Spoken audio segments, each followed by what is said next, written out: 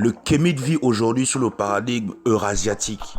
Il pense comme lui et il n'est plus aujourd'hui que l'ombre de lui-même. Comment le Kémite est-il devenu une copie de l'eurasiatique? Pourquoi cette obsession de l'eurasiatique envers le Kémite? Qu'est-ce que le Kémite a fait à l'eurasiatique pour qu'il soit attaqué spirituellement et physiquement au quotidien? Les Kémites étaient à Kama, tranquillement, ils n'ont jamais attaqué les eurasiatiques. D'où vient cette haine envers le Kémite que les eurasiatiques développent au quotidien? Tout commence d'abord par l'identité. En réalité, les concepts de noir-nègre désignent à la base l'esclave eurasiatique ou le pauvre eurasiatique. Ça n'a jamais désigné le Kémite ou l'Africain. À la base, lorsqu'on disait que tu es noir, c'est parce que tu faisais des travaux que seuls les esclaves ou les pauvres eurasiatiques faisaient pour sortir de la famine en Eurasie. On le sait parce que c'est culturel dans les sociétés eurasiatiques antiques. Par exemple, dans la société gréco-romaine, en général, les gens naissaient libres ou esclaves. Cela dépendait en fait de votre classe sociale. Un petit nombre seulement appelé les blancs est né libre, tandis qu'un grand nombre appelé les noirs est esclave de naissance. Un peu comme fonctionne le monde animal où l'on voit le mâle dominant qui dirige le troupeau. C'est dans ce genre de système social que le concept de noir a donc fait son apparition pour désigner l'esclave et trouve sa justification. En effet, le concept de noir qualifie le grand nombre de la population eurasiatique, artificiellement née et déclarée esclave, et représentée à travers leur cosmogonie par le patriarche Traël, l'eurasiatique esclave de naissance. Qui est Traël? Traël est le père de la race des esclaves, d'après le chant de Rig ou le Rixtula, et ce dernier est clairement qualifié de noir. Mais Traël n'est pas africain puisqu'il est eurasiatique, étant donné que le chant de Rig ou le Rixtula est un texte fondateur en Eurasie. Ce vieux texte germanique intitulé le Rixtula raconte que le fils d'Odin, Heimdall ou Riggs, classifia l'Eurasie en 3 castes principales composées des nobles, des hommes libres et des esclaves. Il s'agit en réalité de l'histoire de 3 familles. Ce dieu Riggs arriva dans la maison d'un couple pauvre et ce dieu fut traité comme un pauvre durant 3 jours et 3 nuits. Lorsque sa femme eut de lui un fils sur lequel on répandit l'eau lustrale, on l'appela le cerf ou Traël. Sa tâche fut de travailler l'écorce, de ramasser le bois et de le porter sur ses épaules. Une femme vint sous son toit. Elle avait la plante, des pieds meurtris, les bras brûlés par le soleil.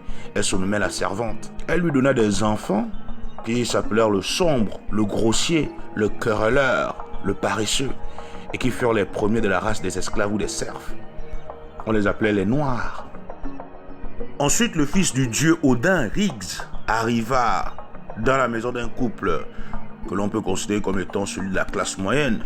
Le dieu passa 3 jours et 3 nuits et fut traité selon les valeurs de cette famille dite aisée.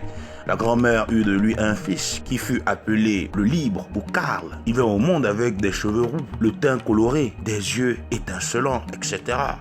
Karl eut des enfants avec une femme que l'on appelait la diligente. Et leurs enfants furent les auteurs de la race des hommes libres. Karl était le maître des libres. Ces derniers représentent les rouges.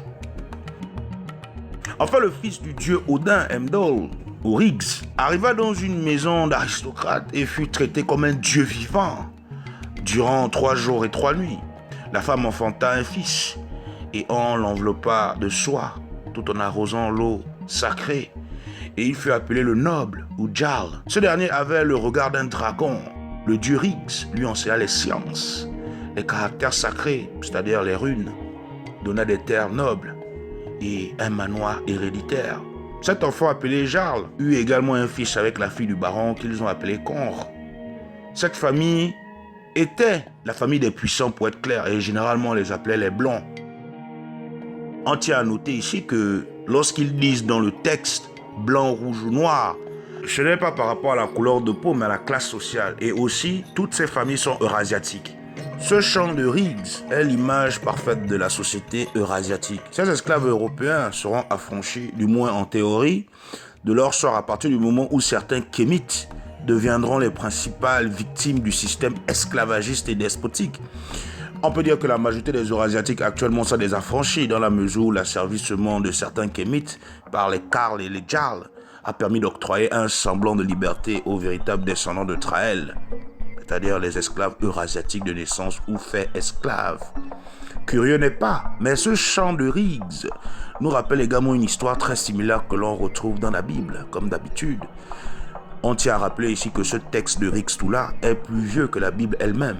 L'histoire de Cam, Japhet et Sem, contée dans la Bible, est en fait une reprise du chant de Rix, ou Rixtula. La malédiction de Noé ne tomba pas sur Cam, mais sur Canaan. Or, l'Afrique n'a pas été peuplée par la race de Canaan.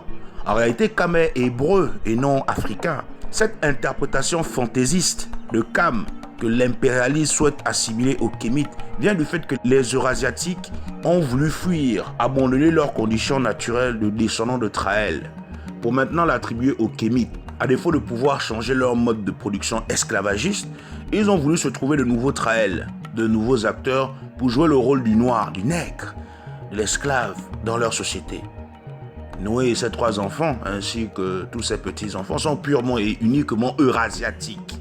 Si l'on considère du point de vue historique et scientifique que Kama est le berceau de l'humanité et que c'est à partir de là que les Kémites ont commencé à peupler le reste du monde, l'on ne peut concevoir que Cam ou Canaan soit ce qui est peuplé l'Afrique, pour la simple raison que le point de départ de leur histoire se situe globalement au Moyen-Orient et au Proche-Orient. Taméry, par exemple, dit Égypte antique, reconnaît que ses ancêtres viennent du sud de Kama, principalement vers la région des Grands Lacs, et non pas ailleurs. Historiquement parlant donc, Cam ne peut pas être l'ancêtre des Kémites, bien qu'il soit celui des Noirs, c'est-à-dire des esclaves eurasiatiques. Noé et ses enfants ne répondent de la sorte pas à la généalogie kémite. Les Kémites ne sont pas les descendants de Noé, encore moins du patriarche eurasiatique Abraham.